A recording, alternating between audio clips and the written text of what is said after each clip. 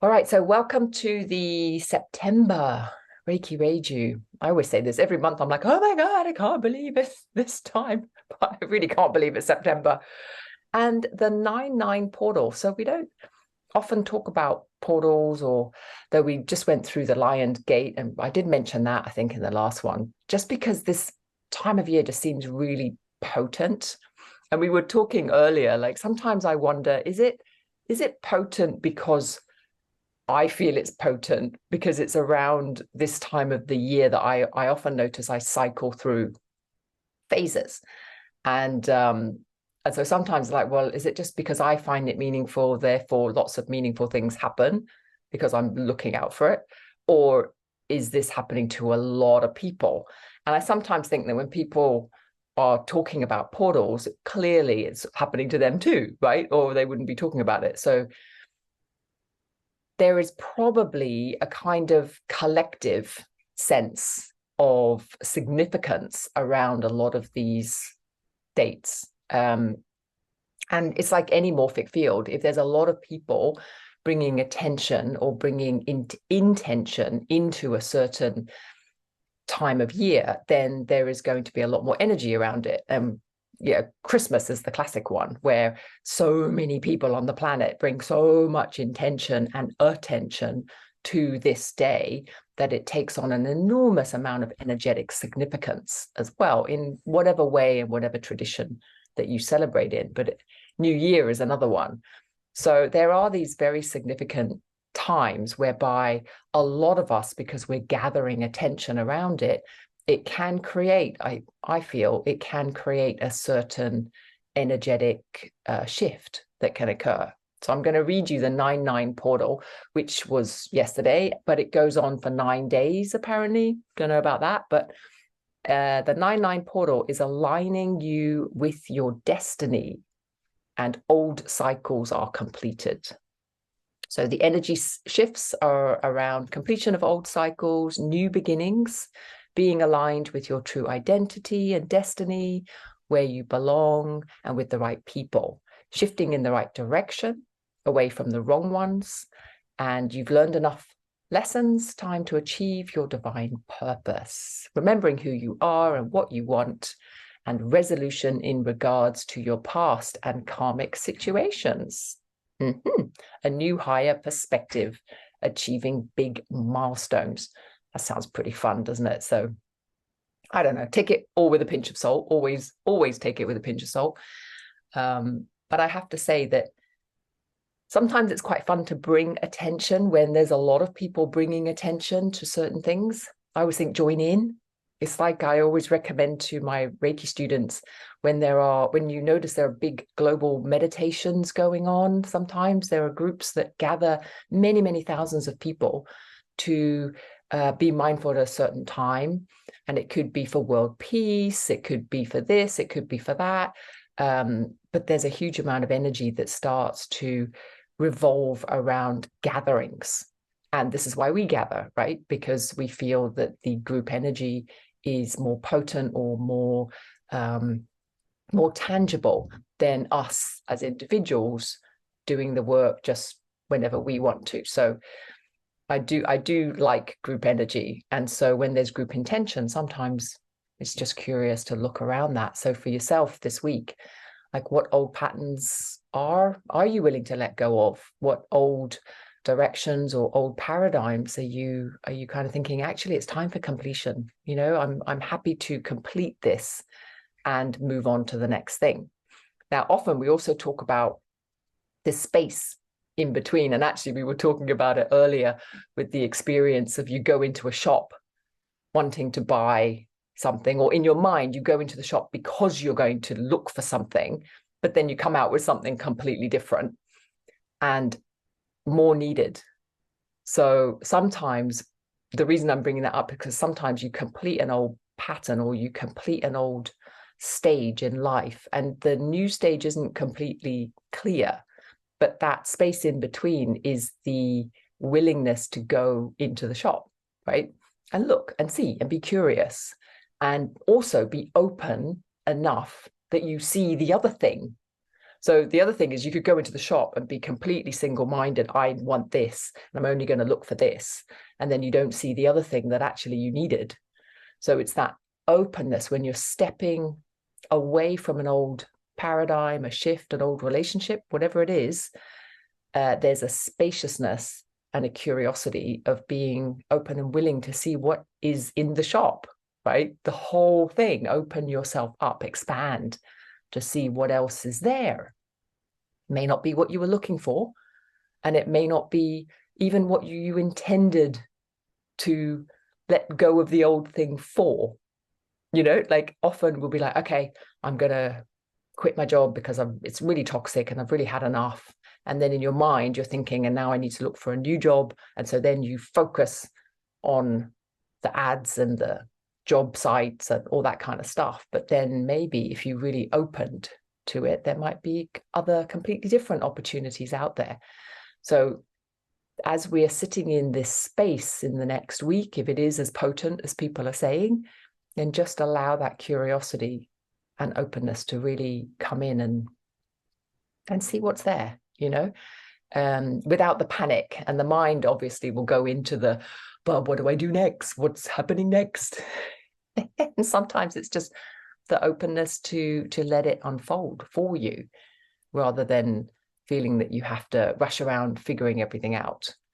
One of the things that I've been playing with, and again, I've talked about this before, is just the willingness to not know and not bother. So the mind just doesn't bother with all of its grasping anymore, because the next thing will present itself when it does, right? I mean, that is actually life. When you think about it, that is actually the way everything's working anyway. We just don't like to see it. But if you think back to any occasion in the past whereby, or just anything, even like what you had for breakfast this morning, if you really track it back, and if you start identifying in the future, like what you eat, this is a very simple thing to do. You might plan what you're going to eat, maybe, but often what happens is it's a kind of unfolding process that happens. I like to do this at a restaurant. Like I'll go in and I'll look at the menu and my mind thinks it's choosing. But then often, this happens to me all the time, often what happens is when the waitstaff come and take my order, I'll suddenly jump to something else. Or I'll be deciding between two things. And then the decision comes like that when I'm being asked. Now, have some curiosity around where that decision came from, and if it actually came from the mind at all. Because I think you'll probably find with enough investigation that the mind actually doesn't decide anything. Oopsie. So when you just let go of that and you let go of the grasping, then you can get into a really beautiful space where there's a lot more openness and there's a lot less energy wasted on the mind chatter. So much mind chatter. And when it has an opportunity to be more silent and you can get more present, and by present I mean just with the senses, right? The breathing and what you're feeling, as in senses, not emotionally feeling, but what you're touching, the texture of life, what you're seeing, what you're hearing. These actually are much more alive than your thoughts.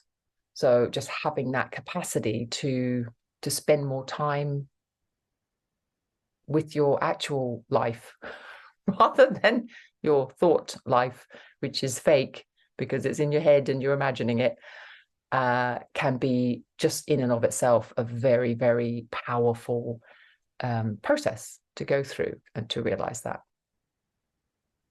I know I've scattered all over the place. This is what happens when I come to the Isle of Wight. Just everything goes, because the nature here is so potent. Like for me anyway, like it feels very, very potent. Whenever I go out, I feel completely immersed in the five senses. It's just such a lovely, amazing place to spend time. So for the meditation, what we're going to do,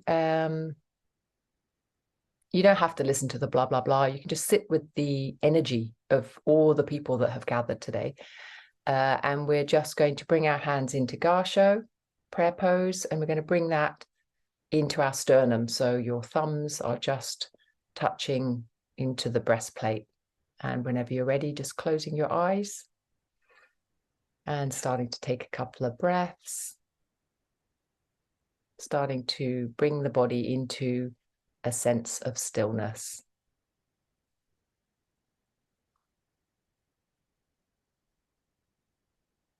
Taking note of the in-breath. You're not trying to change the breathing at all. You're just noticing it. See if you can bring it down into the belly, though. If you notice that you're breathing high in the chest.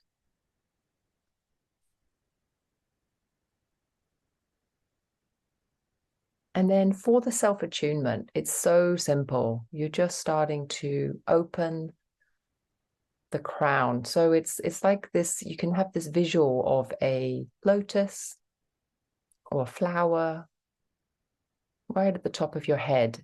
And it's as if it's opening more fully, blooming. And you might even notice certain sensations if you can really connect in with this at the top of your head, perhaps some tingling or a sense of openness.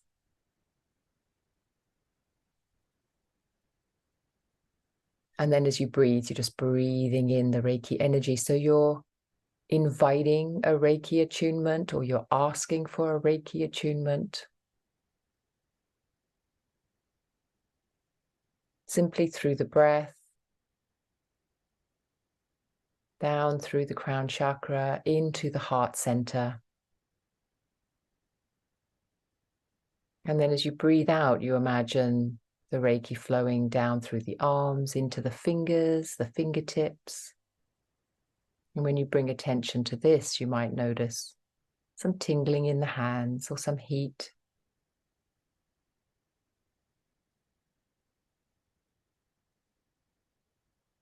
And you might not notice anything at all.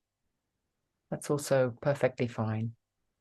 It's more a very subtle intention, a request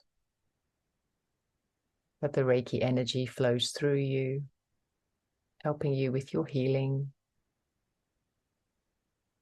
helping you to balance. And then whenever you're ready, you're just going to bring your hands anywhere on the body, whatever feels comfortable today.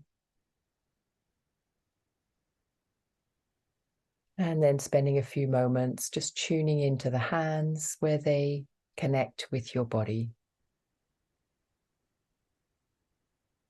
and how the body part feels. So if your hands are on your lap, perhaps your thighs are feeling the sensations from the hands,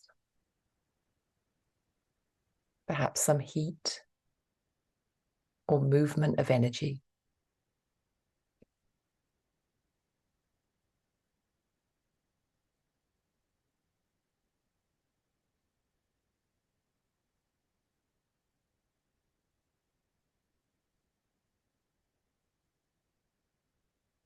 And then very gently starting to scan the body. So we bring our attention back up to around the eyes and face. And using the breath, on the out breath, you're relaxing the eyelids, any subtle tension around the eyes, releasing the jaw, relaxing the face completely.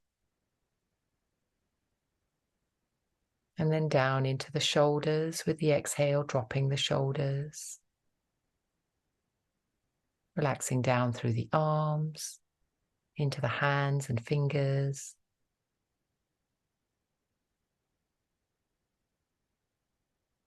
Breathing into the chest, exhale, release and relax all the way down through the back, into the belly.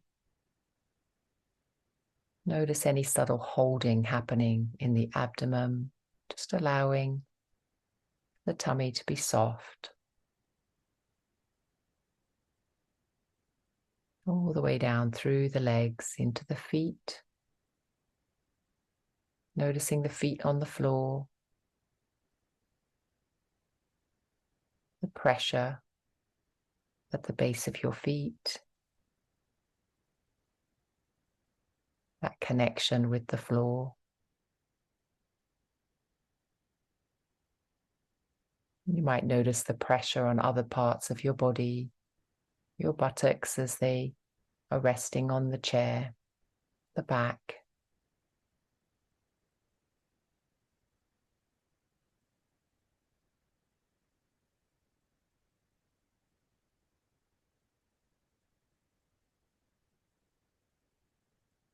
I'm going to do a very simple practice of simply allowing the Reiki energy to harmonize through the breath. So with every inhale, it's as if you're breathing Reiki in, and it could be from the crown, could be through your hands, could be through the cells of your skin. Just playing around with it. But with every inhale, you're just bringing in more of the Reiki energy. And with the exhale, it's as if you're diffusing it through the body. So if you're breathing it in, you could imagine it coming in into the lungs, exhaling it out through every cell of the body. If you're breathing it in through the crown, a similar thing, you're breathing it in into the chest and heart area and breathing it out all the way down through the legs and arms. But you can also imagine it through the skin itself. So as you inhale it, imagine it coming in through the entire skin organ.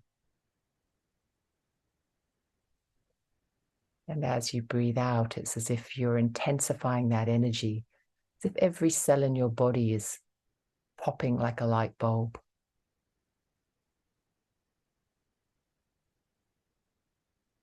And you're simply intending the Reiki to balance and harmonize any part of your body that needs it. And that's the body's own internal wisdom, pulling in the Reiki where it's needed. And with every exhale, you're just releasing any energy no longer required by the body. So the whole body is breathing. Every cell is breathing in Reiki, releasing out anything no longer required. Completion.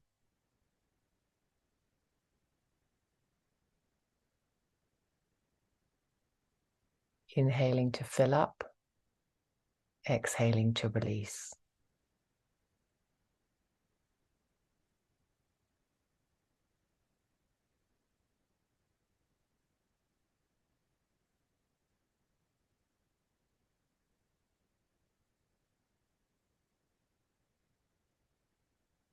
And you can use light, you can use a sense of warmth.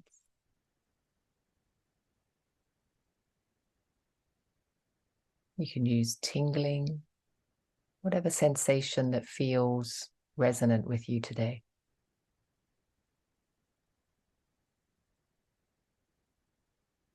But keeping it within the five senses, something that you can activate, not only the thought, but an actual sensation, whether it be warmth or the image of light. And even though light is an imagination in a sense, see if you can really feel that it is light. You might even notice behind your eyes that a certain color actually forms.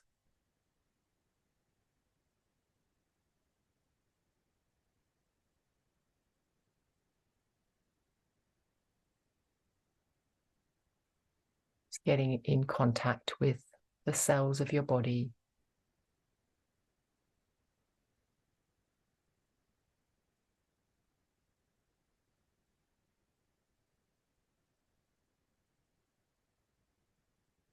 And it's not something that's imagined, but something that is actually felt.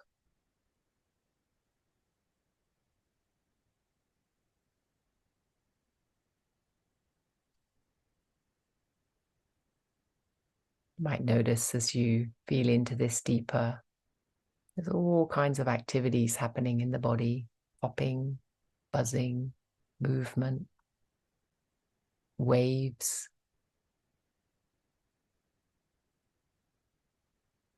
tingles, and it moves and shifts. Even if there is pain and tension in the body, also observing this.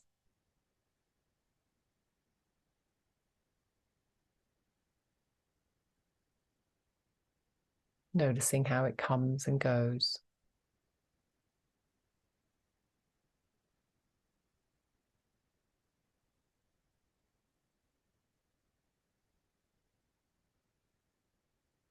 And if the mind is busy, see if you can notice the thoughts also as sensations coming and going,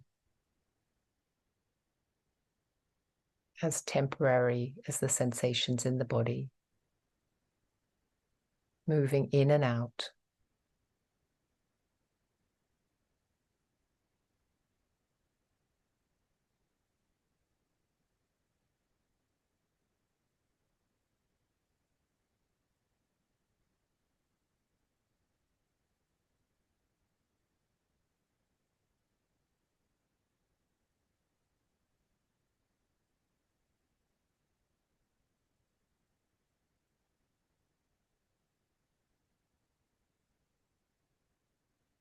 And as you're with the body, just noticing things arising, perhaps thoughts, perhaps emotions, sensations, colors, shapes, tingles coming and going. And notice that this happens without any conscious effort.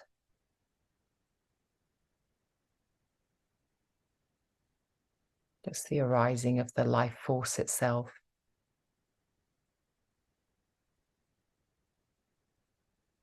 Even the way the Reiki flows is not really within your conscious control. You can invite it. You can request and invite. You can't really force it.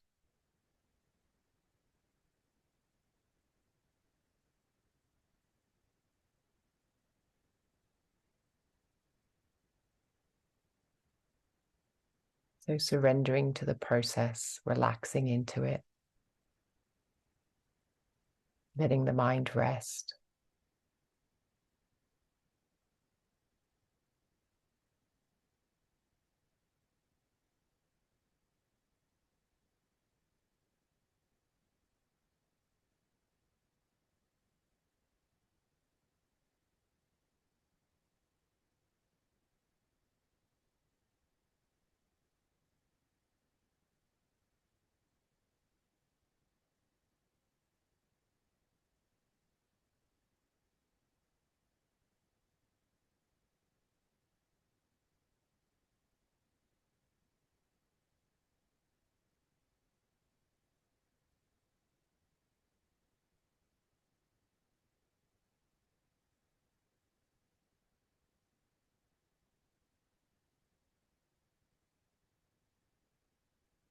Noticing any peace or silence or presence.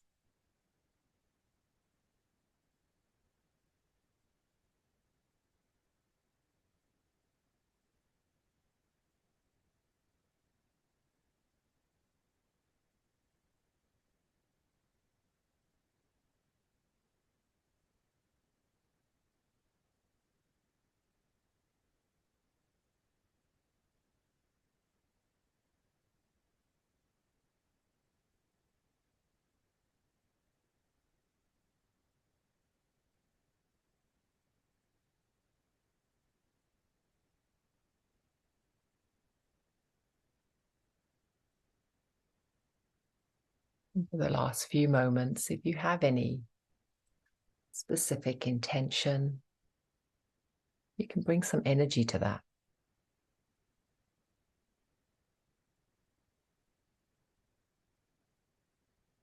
Again, as an invitation, a request, not something that you're grasping onto. More like an open curiosity.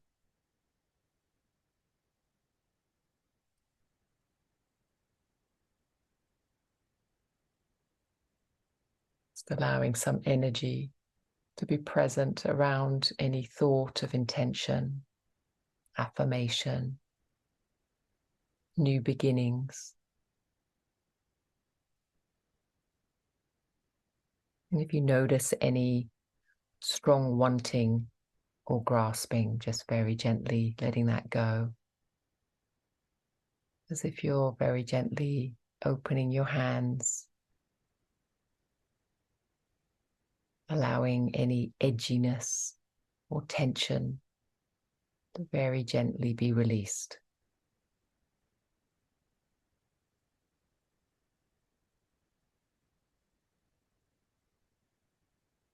So that any intention you're making has a very open, spacious feel about it.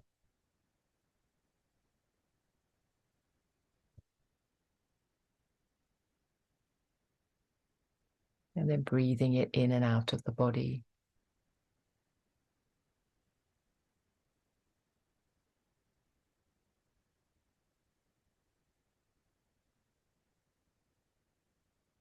And then starting to deepen the breath, noticing the movements in the body. Squeezing the toes, the fingers. Giving yourself a stretch, raising your arms above your head. Giving yourself a little shake all the way down the body, the spine.